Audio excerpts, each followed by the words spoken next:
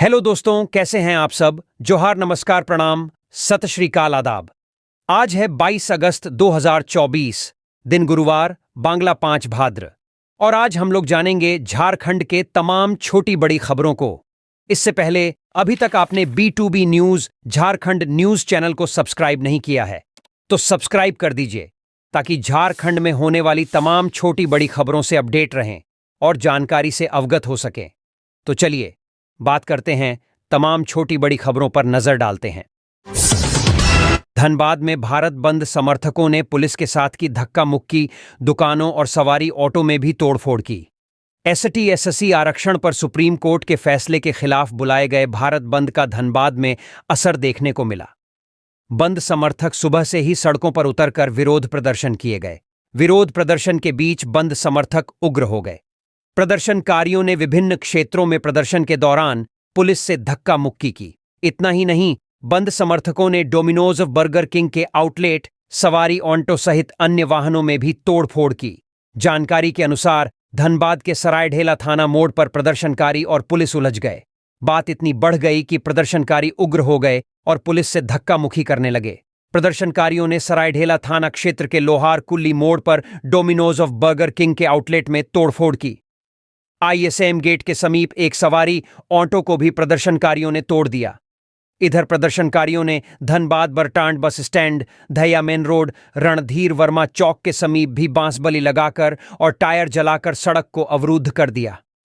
बंद समर्थक दुकानों को बंद करवा दिए। सड़क पर चल रहे वाहनों को भी वापस भेजा गया।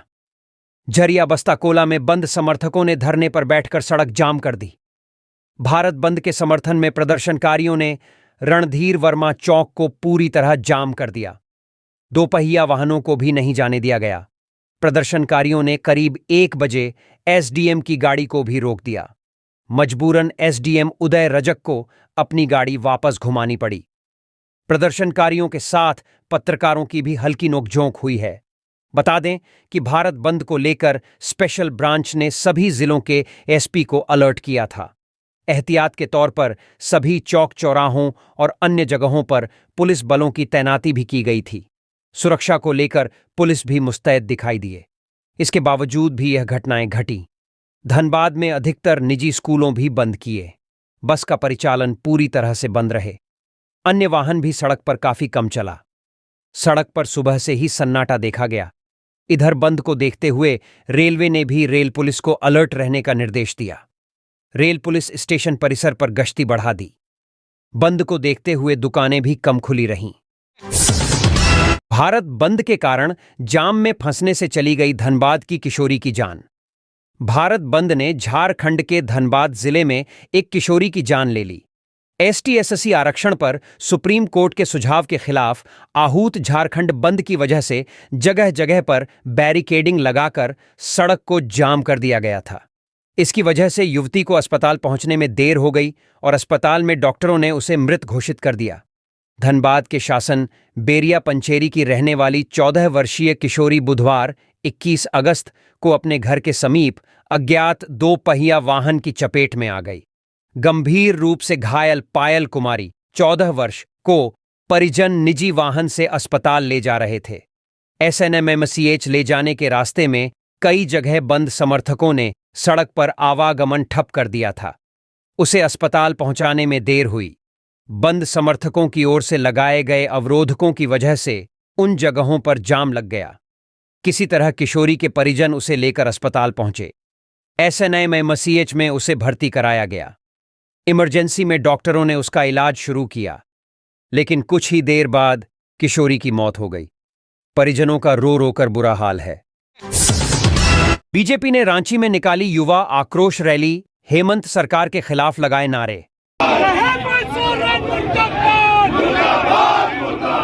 युवा विरोधी सरकार हाय हाय हाय हाय, युवाओं को रोजगार देना होगा, देना होगा, देना होगा, नहीं तो गद्दी खाली करना होगा, करना होगा, करना होगा। हेमंत सोरेन हाय हाय हाय हाय, जो सरकार निकम्मी है, वो सरकार बदलनी है, जो सरकार निकम्मी है। इसके पीछे क्या संदेश है? युवा आक्रोश रैली मोराबादी मैदान में होने जा रही है। लाखों संख्या में हमारे युवा इकट्ठा होंगे। तो युवाओं को जो है हेमंत सरकार ने ठगने का काम किया है, हम लोग उसी का जवाब मांग रहे हैं और सरकार जवाब देने की स्थिति में नहीं है। तो सरकार को जाना जरूरी है। तो स्वाभाविक रूप से युवाओं में जोश है और जोश और प्रसार पुलिस के माध्यम से देख रहे हैं। 23 अगस्त को हेमंत सोरेन सरकार के लिए अंतिम मौका होगा, अंतिम की आइए आइए, आप लोगों की मूल रूप से तो आप ही लोगों का कार्यक्रम है, थोड़ा आगे। इस प्रकार से हेमंत सोरेन जी और कांग्रेस ने मिलकर पूरे प्रदेश के युवाओं के सपनों के साथ बलात्कार करने का काम किया है। चाहे DSSC CGL में पेपर लीक का मामला हो, चाहे UPSC में रिजल्ट नहीं निकालने का मामला हो, चाहे सहायक पुलिसकर्मी के ऊपर बर्बरतापूर्वक लाठीचार्ज हो, चाहे पंचायत संस्थों के साथ धोखा हो। इस प्रकार से पूरे प्रदेश के युवाओं को छलने का काम किया। इसको लेकर पूरे प्रदेश के युवा आक्रोशित है और 23 तारीख को रांची के मोराबादी मैदान में प्रदेश के एक एक कोने, एक एक गांव से लोग आने वाले हैं, एक एक पंचायत से, और सरकार को आईना दिखाएंगे कि आपने जो हमारे साथ वादा खिलाफी किया है, इस वादा खिलाफी का अंजाम पूरे प्रदेश के युवाओं का गुस्सा हेमंत सोरेन जी की सरकार को 23 तारीख को झेलना पड़ेगा। बीजेपी ने रांची में निकाली युवा आक्रोश रैली, हेमंत सरकार के खिलाफ लगाए नारे।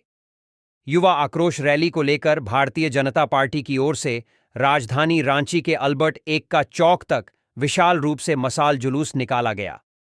इस मशाल जुलूस में भारतीय जनता पार्टी युवा मोर्चा के पदाधिकारी, रांची विधायक सहित महिला और पुरुष कार्यकर्ता हाथों में भारतीय जनता पार्टी के झंडा एवं मशाल लेकर सम्मिलित हुए। वर्तमान झारखंड सरकार के विरोध में पुरजोर तरीके से नारेबाजी किया गया। 5 प्रमंडल की महिलाओं को हेमंत देंगे मैया सम्मान योजना की सौगात। मुख्यमंत्री हेमंत सोरेन राज्य के 5 प्रमंडलों की पात्र महिलाओं को मैया सम्मान योजना का लाभ देंगे। इसका कार्यक्रम जारी कर दिया गया है। इसके तहत 22 अगस्त को पलामू प्रमंडल के मेदिनी नगर में और 23 अगस्त को उत्तरी छोटानागपुर के हजारीबाग में महिलाओं को कार्यक्रम आयोजित कर मैया सम्मान योजना का लाभ दिया जाएगा। इसके बाद 27 अगस्त को संताल परगना के दुमका, 28 को कोल्हान प्रमंडल के चाईबासा तथा 30 अगस्त को दक्षिणी छोटानागपुर के रांची में महिलाओं को योजना का लाभ दिया जाएगा। मनैया सम्मान योजना के तहत राज्य में हर पात्र महिला को साल में 12,000 रुपये दिए जाएंगे। योजना के तहत 21 अगस्त को शाम 3 बजे तक 42,85,000 से ज्यादा आवेदन स्वीकृत किए जा चुके हैं। ट्रेनी विमान की खोज में NDRF की टीम चांडिल डैम में उतरी। जमशेदपुर के सोनारी एयरपोर्ट से मंगलवार को उड़ान भरने के 20 मिनट बाद से लापता ट्रेनी विमान की तलाश तेज कर दी गई है। सरायकेला खरसावां जिले के चांडिल डैम में NDRF की टीम उस विमान की खोज कर रही है।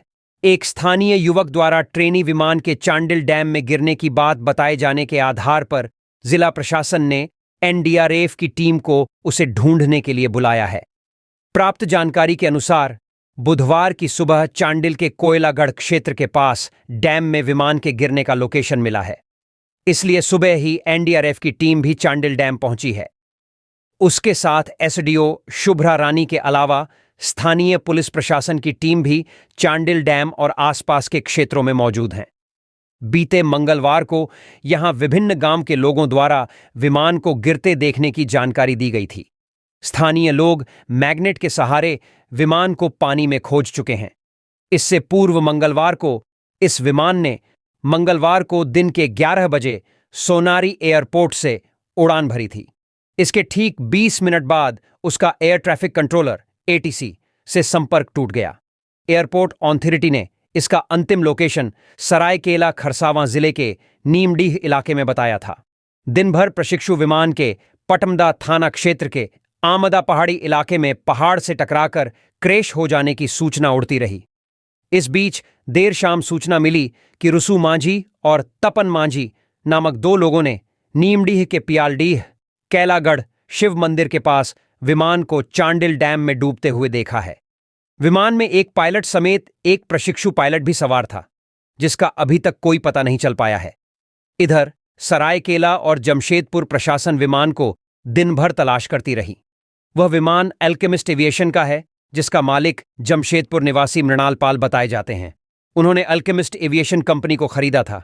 फिलहाल जिला प्रशासन की देखरेख में रेस्क्यू ऑपरेशन जारी है।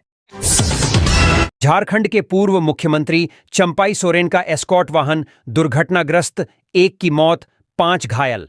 झारखंड के पूर्व मुख्यमंत्री चंपाई सोरेन का एस्कॉर्ट वाहन संख्या JH 22A1084 दुर्घटनाग्रस्त हो गया। हादसे से एक सुरक्षाकर्मी की मौत हो गई और 5 अन्य घायल हो गए। बताया जाता है कि सरायकेला खरसावां जिले के जिलिंगगोड़ा में मंगलवार देर रात करीब दाएं बजे पूर्व मुख्यमंत्री चंपाई सोरेन को ड्रॉप करने के बाद एस्कॉर्ट वाहन लौट रहा थी। इसी दौरान सरायकेला कांड्रा मुख्य मार्ग पर मुड़िया के पास अज्ञात वाहन से टकरा गया। एस्कॉर्ट वाहन के दुर्घटनाग्रस्त होने की सूचना मिलते ही ग्रामीण वहां पहुंचे। प्रशासन को इसकी सूचना दी गई। सूचना मिलने के बाद अधिकारी और पुलिस की टीम वहां पहुंची। दुर्घटना में घायल सभी लोगों को सदर अस्पताल ले जाया गया। शव को भी सदर अस्पताल पहुंचाया गया। घायलों को प्राथमिक चिकित्सा दी गई। दुर्घटना में मृत चालक का नाम विनय बाणसिंह 45 वर्ष है। वह पश्चिमी सिंहभूम जिला के खूंटपानी प्रखंड के भोया गांव का रहने वाला था, जबकि वाहन सवार 5 जवान गंभीर रूप से घायल हो गए। घायल सभी जवानों को इलाज के लिए सरायकेला सदर अस्पताल ले जाया गया। वहां से बेहतर इलाज के लिए सभी को जमशेदपुर रेफर कर दिया गया। घायल पुलिसकर्मियों की पहचान दयाल महतो 47, मनोज भगत 40, हरीश लागुरी 25, सिलास विल्सन और सावन हेम्ब्रम 38 के रूप में हुई है। चंपाई सोरेन का बयान, राजनीति से नहीं लूंगा संन्यास, 2 विकल्प अब भी हैं मौजूद। बीते 3-4 दिनों से झारखंड की राजनीति में चल रहे भूचाल के बीच मंगलवार को मीडिया के समक्ष आकर झारखंड के पूर्व मुख्यमंत्री सोरेन ने स्थिति को साफ किया है। उन्होंने कहा कि फिलहाल राजनीति से संन्यास नहीं लूंगा। उनके पास 2 विकल्प अभी खुले हैं। मंगलवार देर रात चंपाई सोरेन दिल्ली से हवाई मार्ग के द्वारा कोलकाता पहुंचने के बाद सड़क मार्ग से सरायकेला जिले के गम्हरिया प्रखंड अंतर्गत झिल्लीगोड़ा स्थित अपने आवास पहुंचे। उनके आवास पर स्वागत में देर रात तक समर्थक और कार्यकर्ता डटे रहे। आवास पहुंचने पर मंत्री चंपाई सोरेन ने पत्रकारों से बातचीत की। इस दौरान मंत्री चंपाई सोरेन ने कहा कि मुख्यमंत्री की कुर्सी छोड़ने के बाद 3 जुलाई को ही उन्होंने स्थिति को स्पष्ट किया था, जिस पर वे आज भी कायम हैं। चंपाई सोरेन ने कहा कि सोशल मीडिया प्लेटफॉर्म पर अपने दिल की बात जाहिर कर दी है। 3 विकल्प मेरे पास मौजूद हैं, जिसमें राजनीति से संन्यास लेना संभव नहीं है। मंत्री ने कहा कि समर्थकों के अपार प्यार और समर्थन की बदौलत वे आगे भी सक्रिय राजनीति में बने रहेंगे। उन्होंने कहा कि जीवन का नया अध्याय शुरू करेंगे। इसके लिए उनके पास अब भी 2 विकल्प खुले हैं, जिसके तहत या तो संभव है कि वे किसी साथी की तलाश करें, अन्यथा नए सिरे से संगठन बनाएं। लेकिन मंत्री चंपाई सोरेन ने स्थिति साफ नहीं किया है। चंपाई सोरेन ने सवाल पूछे जाने पर बताया कि झारखंड मुक्ति मोर्चा, आला कमान शिबू सोरेन या मुख्यमंत्री हेमंत सोरेन की ओर से कोई संदेश प्राप्त नहीं हुआ है, न ही उनसे किसी प्रकार की बातचीत हुई है। चंपाई ने कहा कि मौजूद दोनों विकल्प में से किसी को चुनकर नए अध्याय की शुरुआत करेंगे। हालांकि नए सिरे से संगठन तैयार करने की स्थिति को भी चंपाई सोरेन ने स्पष्ट रूप से नहीं बताया है। भारत बंद का कोडरमा जिले में दिखा असर। SC/ST आरक्षण को लेकर सुप्रीम कोर्ट के आदेश के विरोध में बुधवार को आहूत भारत बंद का असर कोडरमा जिले में देखा गया। सुबह से विभिन्न संगठनों से जुड़े बंद समर्थकों ने सड़कों पर उतरकर जगह जगह धरना प्रदर्शन किया और रोड जाम कर दिया। बंद के समर्थन में झारखंड मुक्ति मोर्चा के कार्यकर्ता भी सड़क पर उतरे। इस दौरान वाहनों का परिचालन पूरी तरह से ठप है। बस स्टैंड से लंबी दूरी की गाड़ियां नहीं चलीं। इसकी वजह से यात्रियों को वापस अपने घर लौटना पड़ा। राष्ट्रव्यापी बंद के कारण जिले के बाजार आंशिक रूप से खुले। निजी शिक्षा संस्थानों व अन्य सार्वजनिक प्रतिष्ठानों में भी ताले लटके रहे। हालांकि सरकारी विद्यालय और सरकारी कार्यालय खुले रहे। भारत बंद को लेकर रांची में भारी संख्या में पुलिस तैनात। भारत बंद के मद्देनजर भारी संख्या में अल्बर्ट एक्का चौक सहित मेन रोड के अन्य जगहों पर पुलिस बल तैनात किया गया। बुधवार सुबह से ही कोतवाली डीएसपी प्रकाश सोए इलाके में गश्त लगा रहे और पुलिसकर्मियों को लगातार दिशा निर्देश दे रहे। रांची में बंद के दौरान किसी तरह की कोई घटना न हो, इसके लिए 1500 से ज्यादा फोर्स तैनात किए गए। इनमें रैप, जैप, आईआरबी, जिला बल, झारखंड जगुआर के अलावा क्यूआरटी भी शामिल थे। रांची में बंद को देखते हुए विभिन्न चौक चौराहों पर स्टेटिक फोर्स की भी तैनाती की गई। एसएसपी चंदन कुमार सिन्हा ने बताया कि बंद को देखते हुए बुधवार की सुबह से ही शहर में सुरक्षा बलों की तैनाती कर दी गई। सभी थाना प्रभारी को पेट्रोलिंग करने का निर्देश दिया गया। सभी डीएसपी के साथ क्यूआरटी को लगाया गया। तैनात पुलिसकर्मियों को उत्पात मचाने और तोड़फोड़ करने वाले बंद समर्थकों से सख्ती से निपटने का निर्देश दिया गया। उल्लेखनीय है कि अनुसूचित जाति एवं जनजाति के आरक्षण में उपवर्गीकरण एवं क्रीमी लेयर लागू करने के निर्णय को लेकर अखिल भारतीय अनुसूचित जाति महासभा से जुड़े सभी संगठन ने 21 अगस्त को भारत बंद बुलाया गया था।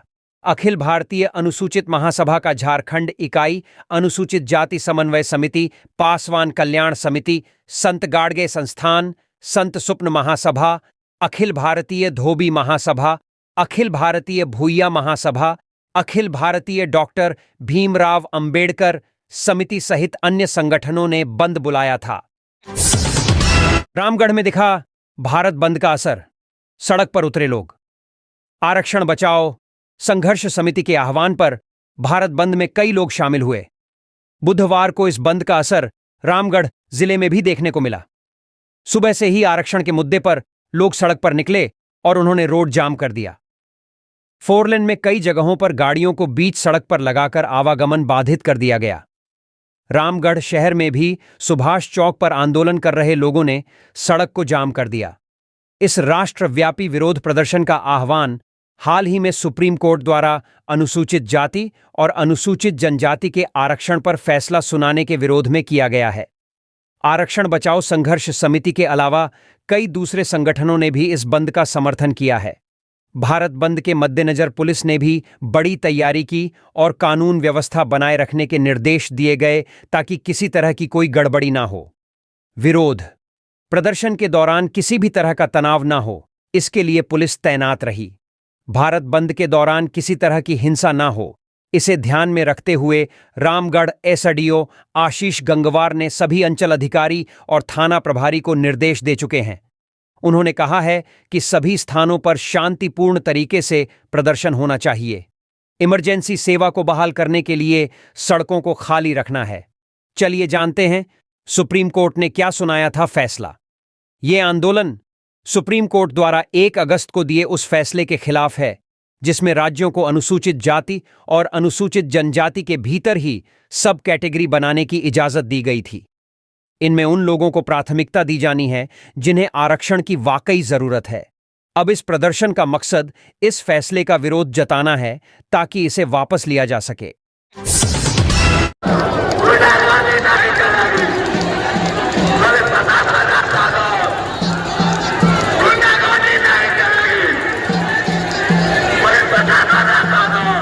आरक्षण मुद्दे पर भारत बंद के दौरान पटना में प्रदर्शनकारियों पर पुलिस ने चटकाई लाठी। आरक्षण के मुद्दे पर बुधवार को विभिन्न संगठनों का भारत बंद है। इसका पूरे देश में असर देखा जा रहा है। इस दौरान बिहार की राजधानी पटना खबर है कि प्रदर्शनकारियों पर पुलिस ने लाठी चार्ज किया। पुलिस ने हंगामा कर रहे लोगों को दौड़ा दौड़ाकर पीटा। प्रदर्शनकारियों के कारण बेली रोड पर 3 घंटे से अधिक समय तक यातायात बाधित रहा। इसके बाद पुलिस ने रुकनपुरा में प्रदर्शनकारियों पर लाठी चार्ज कर भीड़ को खदेड़ा। पुलिस द्वारा किए गए लाठी चार्ज के बाद अफरा तफरी का माहौल बन गया। बताया जा रहा है कि बंद समर्थक पुलिस से भी भिड़ गए। इसके बाद पुलिस ने भीड़ को तितर बितर करने के लिए बंद समर्थकों पर लाठी चार्ज किया। बंद समर्थकों का जुलूस गांधी मैदान से आगे बढ़ रहा था। इसी बीच जेपी गोलंबर के पास बैरिकेडिंग की गई थी, लेकिन बंद समर्थकों ने बैरिकेडिंग तोड़ दी और आगे बढ़ने लगे। पुलिस ने बैरिकेडिंग तोड़ने से रोकने की कोशिश की, लेकिन बंद समर्थक आगे बढ़ते हुए डाक बंगला चौराहे तक पहुंच गए। हालात को काबू में करने के लिए और बंद समर्थकों को आगे बढ़ने से रोकने के लिए पुलिस को लाठीचार्ज करना पड़ा। पलामू में रोजगार सेवक ने नाबालिग लड़की के साथ किया दुष्कर्म, बीएनएस और पॉक्सो एक्ट के तहत मामला दर्ज। पलामू में हैदरनगर थाना क्षेत्र से नाबालिग से रेप का मामला सामने आया है। क्षेत्र के एक गांव की 12 साल की बच्ची के साथ मनरेगा के रोजगार सेवक मणिशंकर मिश्रा ने दुष्कर्म किया है। पीड़िता ने हैदरनगर थाना में आवेदन देकर आरोपी के खिलाफ 15 अगस्त के दिन गमछा से मुंह बांधकर बाइक से सोन नदी के किनारे झाड़ी में ले जाने और रेप करने की शिकायत की है। पीड़िता ने शिकायत में बताया कि 2 साल पहले भी आरोपी ने उसे गंदी फिल्म दिखाकर 500 रुपए दिया और उसके साथ दुष्कर्म किया था। किशोरी अनपढ़ है, वह हस्ताक्षर करना भी नहीं जानती। हैदरनगर के थाना प्रभारी ने बताया कि पीड़िता के आवेदन के आधार पर मामला दर्ज कर जांच की जा रही है। आरोपी के खिलाफ बीएनएस और पॉक्सो एक्ट के तहत प्राथमिकी की गई है। आरोपी की गिरफ्तारी के लिए प्रयास किया जा रहा है। आवेदन के अनुसार 2 वर्ष पूर्व भी आरोपी ने 500 का नोट देकर ब्लेड और शैम्पू ला देने के बहाने छत पर स्थित अपने कार्यालय में पीड़िता को बुलाया था और गंदी फिल्म दिखाकर दुष्कर्म किया था। गुमला में सर्पदंश से युवती की मौत। गुमला में रायडीह प्रखंड के सुरसांग पंचायत के गड़गड़ लोंगरा गांव के दुर्गा सिंह की 23 वर्षीय बेटी रोहिणी कुमारी को घर में ही अहले सुबह 5 बजे के लगभग करैत सांप ने काट लिया। युवती को गांव से सदर अस्पताल गुमला लाया गया, जहां अस्पताल में डायनेक्टर ने मृत घोषित कर दिया। जिला मुख्यालय गुमला से गांव की दूरी तकरीबन 30 किलोमीटर पड़ती है। गांव में आवागमन के लिए रोड नहीं है, जिससे मरीज को अस्पताल लाने में विलंब होता है। न मुखिया ने रोड बनवाने का प्रयास किया और न ही प्रशासन ने। जनता का कहना है कि लोग वोट लेने के समय ही गांव में नजर आते हैं, फिर सब गायब हो जाते हैं। फिलहाल में ही रायडीह प्रखंड के नकटी झरिया गांव के 2 बच्चों की मृत्यु सांप के काटने से हो चुकी है। कोबजा पंचायत के थमगारा की एक महिला की भी सांप के काटने से मौत हो गई। ग्रामीण क्षेत्र में सांपों का कहर बरकरार है। आवागमन के लिए रोड की सुविधा रहता तो शायद लोगों की जान बच सकती थी। धनबाद बंद के दौरान कई दुकानों में तोड़फोड़, झरिया से 24 बंद समर्थक गिरफ्तार। एसएससी एसटी आरक्षण में क्रीमी लेयर पर सुप्रीम कोर्ट के फैसले के खिलाफ बुधवार को आहूत भारत बंद धनबाद में असरदार रहा। सुबह 10 बजे के बाद धनबाद के विभिन्न इलाकों में बंद समर्थकों ने सड़क जाम कर दी। शहरी व ग्रामीण इलाकों में घंटों आवागमन बाधित रहा। कई स्थानों पर जबरन दुकानें बंद कराई गईं। इसको लेकर विवाद भी हो गया। सरायढेला स्थित डोमिनोज सेंटर पर पहुंचकर बंद समर्थकों ने तोड़फोड़ की। वहीं कतरास के श्यामडीह में दुकानदार की पिटाई कर दी गई। पुलिस की हस्तक्षेप से दुकानदार को भीड़ से बचाया गया। झरिया पुलिस ने बस्ताकोला में सड़क जाम कर प्रदर्शन कर रहे 2 दर्जन से अधिक समर्थकों को गिरफ्तार कर थाने ले गई। इधर धनबाद के रणधीर वर्मा चौक पर प्रदर्शनकारी कुछ देर के लिए उग्र हो गए थे। उधर से गुजर रहे एसडीओ की गाड़ी को बंद समर्थकों ने रोक दिया। बाघमारा इलाके में भी बंद असरदार रहा। वैसे पूरे जिले में दोपहर के बाद स्थिति सामान्य हो गई। जमशेदपुर से लापता ट्रेनी विमान की खोज में आज से जुटेगी भारतीय नौसेना। जमशेदपुर सोनारी एयरपोर्ट से उड़ान भरने के बाद लापता हुए अल्केमिस्ट एविएशन के एयरक्राफ्ट की खोज में भारतीय नौसेना भी सहयोग करेगी। इसका आदेश रक्षा राज्य मंत्री संजय सेठ ने दिया। रक्षा राज्य मंत्री को सरायकेला खरसावां जिला प्रशासन ने पत्र भेजकर नौसेना नेवी के सहयोग का आग्रह किया था। जिला प्रशासन के आग्रह पर केंद्रीय रक्षा राज्य मंत्री ने सकारात्मक पहल करते हुए अधिकारियों को तुरंत मदद को कहा। इसके बाद नौसेना ने सक्रियता दिखाई। बुधवार की रात विशेष विमान से नौसेना के 15 लोगों की टीम 4 हाइड्रोसेलर्स मशीन और अन्य आवश्यक उपकरणों के साथ रांची पहुंचेगी। रांची से फिर यह टीम चांडिल डैम के लिए रवाना होगी। 22 अगस्त सुबह से नौसेना की पूरी टीम चांडिल डैम में उक्त एयरक्राफ्ट की खोज शुरू करेगी। विदित होगी 20 अगस्त को जमशेदपुर एयरपोर्ट से उड़ान भरने के कुछ ही देर के बाद एक ट्रेनी एयरक्राफ्ट लापता हो गया। एयरक्राफ्ट में पायलट, इंस्ट्रक्टर व ट्रेनी पायलट सवार थे। स्थानीय स्तर पर काफी खोजबीन के बाद उसकी जानकारी नहीं मिल पाई है। ऐसी आशंका जताई जा रही है कि विमान चांडिल डैम में भी दुर्घटनाग्रस्त हो सकता है। गिरिडीह तिसरी में डायरिया का प्रकोप, 7 लोग आक्रांत, 2 रेफर। तिसरी प्रखंड के जोड़ासिमर गांव में डायरिया फैल गया है। गांव के आधा दर्जन से अधिक लोग डायरिया से आक्रांत हैं। इनमें से 5 लोग एक ही परिवार के हैं। सूचना मिलते ही तिसरी प्रखंड स्वास्थ्य विभाग की टीम डॉक्टर अनिता टोप्पो के नेतृत्व में गांव पहुंची और पीड़ितों के इलाज में जुट गई। प्राथमिक उपचार के बाद सभी पीड़ितों को इलाज के लिए एम्बुलेंस से सामुदायिक स्वास्थ्य केंद्र तिसरी ले जाया गया। वहां से 2 गंभीर मरीजों बेहतर इलाज के लिए सदर अस्पताल गिरिडीह रेफर कर दिया गया। बताया गया कि सभी पीड़ित लोग गांव स्थित एक पुराने कुएं का दूषित पानी पीते थे। दूषित पानी पीने के कारण ही डायरिया की चपेट में आ गए। डॉक्टर अनिता टोप्पो ने बताया कि पीड़ितों के स्वास्थ्य में तेजी से सुधार हुआ। इलाज के बाद 5 लोगों को घर भेज दिया गया, जबकि 2 का इलाज सदर अस्पताल गिरिडीह में चल रहा है। सावित्रीबाई फुले किशोरी समृद्धि योजना वाहन से होगा प्रचार प्रसार। पश्चिमी सिंहभूम जिला समाहरणालय परिसर से डीसी कुलदीप चौधरी ने बुधवार को सावित्रीबाई फुले किशोरी समृद्धि योजना वाहन को हरी झंडी दिखाकर रवाना किया। वाहन योजना के संबंध में वृहद प्रचार प्रसार व जिले के बालिकाओं के बीच जागरूकता सुनिश्चित करेगी। प्रचार के लिए 3 वाहन रवाना किए गए हैं। कार्यक्रम में उप विकास आयुक्त संदीप कुमार मीणा भी मौजूद थे।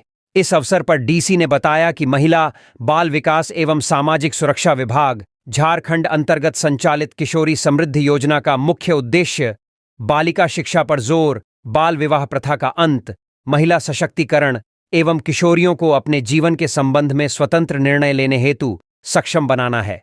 उन्होंने कहा कि योजना अंतर्गत कक्षा 8वीं में 2500, कक्षा 9वीं में 2500, कक्षा 10वीं में 5000, कक्षा 11वीं में 5000, कक्षा 12वीं में 5000 और 18 से 19 वर्ष की आयु की किशोरी को एकमुश्त 20,000 रुपये अनुदान देने का प्रावधान निहित है।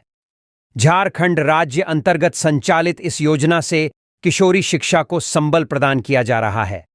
इस अवसर पर जिला समाज कल्याण पदाधिकारी श्वेता भारतीय सहित अन्य उपस्थित थे। झारखंड टेट के लिए आवेदन की तिथि बढ़ी, अब इस दिन तक जमा होंगे form. Jharkhand academic council JAC ने टीचर एलिजिबिलिटी टेस्ट टेट परीक्षा के लिए आवेदन जमा करने की तिथि बढ़ा दी है। अब उम्मीदवार 26 अगस्त तक आवेदन जमा कर सकते हैं। पहले टेट परीक्षा के लिए आवेदन भरने की अंतिम तिथि 22 अगस्त निर्धारित थी, लेकिन सर्वर में आई खराबी के कारण जैक ने आवेदन भरने की लास्ट डेट को बढ़ाने का फैसला लिया। टेट एग्जाम के लिए 23 जुलाई से ही ऑनलाइन आवेदन जमा करने की प्रक्रिया जारी है। अब तक इस परीक्षा के लिए लगभग 3.5 लाख अभ्यर्थी आवेदन दे चुके हैं। जीटेट 2024 आवेदन पत्र भरने के लिए सबसे पहले आधिकारिक वेबसाइट jacktetportal.com पर जाएं।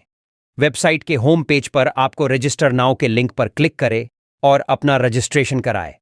रजिस्ट्रेशन होने के बाद अभ्यर्थी फिर से लॉग इन करके बाकी डिटेल भरें और एप्लीकेशन सबमिट कर दें। इसके बाद आवेदन शुल्क जमा करें। फॉर्म का प्रिंटआउट निकालकर अपने पास रख लें।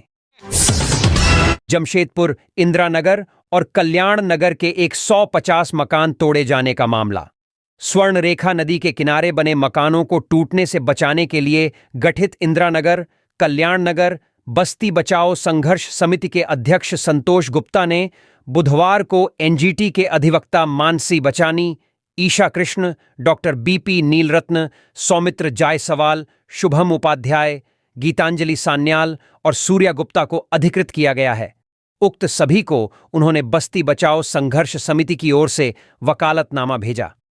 गौरतलब है कि विगत दिनों दिल्ली प्रवास के दौरान जमशेदपुर पूर्वी के विधायक सरयू राय ने सीनियर एडवोकेट संजय उपाध्याय से 150 मकानों को तोड़ने के आलोक में मुलाकात की थी। संजय उपाध्याय ने बस्तीवासियों का केस लड़ने के लिए वकालतनामा मांगा था। उसी आलोक में अधिवक्ताओं को वकालतनामा भेजा गया। एनजीटी में इस केस पर सुनवाई 23 अगस्त को होनी है। दूसरी ओर संघर्ष समिति के अध्यक्ष समेत कई लोगों ने बुधवार को विधायक सरयू राय से उनके कार्यालय में भेंट की। बता दें, कि भुइयांडीह स्थित कल्याण नगर, इंदिरा नगर एवं छाया नगर सहित आसपास के करीब 150 से अधिक घरों को तोड़े जाने के लिए अंचल कार्यालय द्वारा जेपीएलई की नोटिस दी गई थी। 6 जुलाई को जारी नोटिस में सभी को निर्देश दिया गया है कि वे 14 दिनों के अंदर अपने घरों को खाली कर दें। नोटिस में यह भी कहा गया कि 20 जुलाई तक वे जवाब दें कि क्यों नहीं उनके घरों को तोड़ा जाए। नेशनल ग्रीन ट्रिब्यूनल के आदेशानुसार जल संसाधन विभाग, मानगो नगर निगम, जमशेदपुर अधिसूचित क्षेत्र समिति और जिला प्रशासन का एक संयुक्त सर्वेक्षण हुआ था, जिसके बाद 150 घरों को चिह्नित कर उन्हें नोटिस दी गई थी। विधायक सरयू राय ने बीते दिनों कहा था कि वे किसी का घर नहीं टूटने देंगे। कल्याण नगर व इंदिरा नगर में अतिक्रमण हटाने से जुड़े मामले की एनजीटी में सुनवाई को लेकर अधिकारियों ने हाई लेवल बैठक की। जमशेदपुर अंचलाधिकारी मनोज कुमार के कार्यालय में मानगो अंचलाधिकारी समेत जेएनएसी, मानगो नगर निगम के अधिकारियों ने बैठक की। बस्तीवासियों को भेजे गए दूसरे नोटिस की मंगलवार को सुनवाई होनी थी, लेकिन बैठक के कारण सुनवाई नहीं हो सकी। हालांकि दर्जन भर से ज्यादा बस्तीवासी मंगलवार को अपराह्न 3 बजे जमशेदपुर अंचल कार्यालय पहुंचे थे। सिपाही प्रतियोगिता परीक्षा को लेकर पलामू में शारीरिक दक्षता परीक्षा 27 अगस्त से झारखंड कर्मचारी चयन आयोग द्वारा झारखंड उत्पाद सिपाही प्रतियोगिता परीक्षा 2023 को लेकर शारीरिक दक्षता परीक्षा की तिथि घोषित कर दी गई है। चयन पर्षद पलामू के लिए वैध अभ्यर्थियों की शारीरिक दक्षता परीक्षण 27 अगस्त से 9 सितंबर तक प्रतिदिन स्थानीय चियांकी हवाई अड्डा परिसर में आयोजित होगा। घोषित कार्यक्रम के अनुसार प्रतिदिन 6 अभ्यर्थियों की शारीरिक दक्षता परीक्षा होगी। 7 सितंबर को परीक्षण कार्यक्रम स्थगित रहेगा। बता दें कि पहले यह परीक्षण 22 अगस्त से निर्धारित था, जिसे संशोधित कर नई सूचना जारी की गई है। संशोधित सूचना में कहा गया है कि 22 अगस्त 2024 से 25 अगस्त 2024 तक के शारीरिक दक्षता परीक्षा के अभ्यर्थियों का परीक्षा कार्यक्रम के अनुसार प्रवेश पत्र यथाशीघ्र आयोग की वेबसाइट पर जारी किया जाएगा। झारखंड कैबिनेट की बैठक 29 अगस्त को झारखंड कैबिनेट की बैठक 29 अगस्त को होगी। मुख्यमंत्री हेमंत सोरेन की अध्यक्षता में कैबिनेट की बैठक शाम 4 बजे से शुरू होगी। इस दौरान कई अहम प्रस्तावों पर कैबिनेट से मुहर लगेगी। मंत्रिमंडल सचिवालय एवं निगरानी विभाग समन्वय ने बुधवार को इसकी सूचना दी है। झारखंड मंत्रालय प्रोजेक्ट भवन के मंत्रिपरिषद कक्ष में बैठक आयोजित की जाएगी। रक्षा राज्य मंत्री संजय सेठ की पहल के बाद जमशेदपुर से लापता हुए विमान की खोज में जुटी भारतीय नौसेना। जमशेदपुर सोनारी से बीते मंगलवार को उड़ान भरने के बाद लापता हुए एयरक्राफ्ट की खोज में भारतीय नौसेना भी सहयोग करेगी। इस निमित्त सरायकेला खरसावां जिला प्रशासन ने केंद्रीय रक्षा राज्य मंत्री संजय सेठ को पत्र भेजकर नेवी के सहयोग का आग्रह किया था। जिला प्रशासन के आग्रह पर केंद्रीय रक्षा राज्य मंत्री ने सकारात्मक पहल करते हुए अधिकारियों को तुरंत मदद को कहा। इसके बाद नौसेना ने सक्रियता दिखाई है। बुधवार रात विशेष विमान से 15 लोगों की टीम 4 हाइड्रोसेलर्स मशीन और अन्य आवश्यक उपकरणों के साथ रांची पहुंची। रांची से फिर यह टीम चांडिल के लिए रवाना होगी। गुरुवार सुबह से नौसेना की पूरी टीम चांडिल डैम में उक्त एयरक्राफ्ट की खोज शुरू करेगी। बता दें कि टाटा सोनारी से उड़ान भरने के कुछ ही देर के बाद एक एयरक्राफ्ट लापता हो गया, जिसमें 2 लोग सवार थे। स्थानीय स्तर पर काफी खोजबीन के बाद उसकी जानकारी नहीं मिल पाई है। ऐसी आशंका जताई जा रही है कि विमान चांडिल डैम में भी दुर्घटनाग्रस्त हो सकता है।